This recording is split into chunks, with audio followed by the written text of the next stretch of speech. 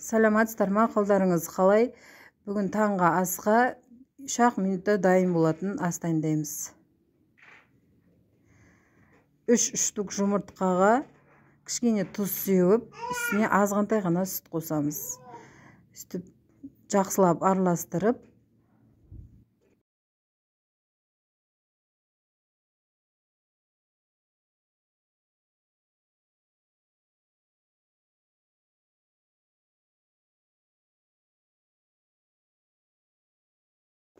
үстіне сүт қосамыз. Жақсылап араластырамыз.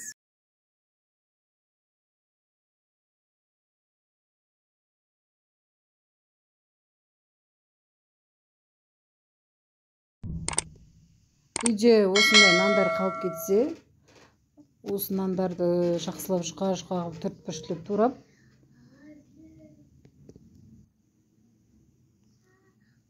жаңа дайын болған сүтіміз бен жұмыртқамыздың үстіне салып, қызып тұрған тапаға азғантай ғана май құйып, жақсылап екі жағын қуырып аламыз.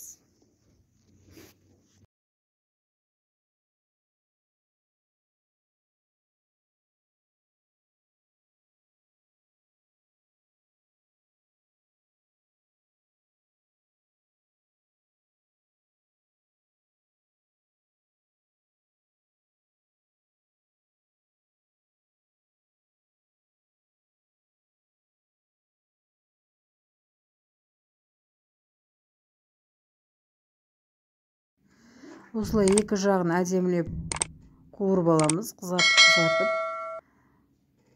Менің каналыма тіркеліп, лайк басып, комментария жазыңыздар.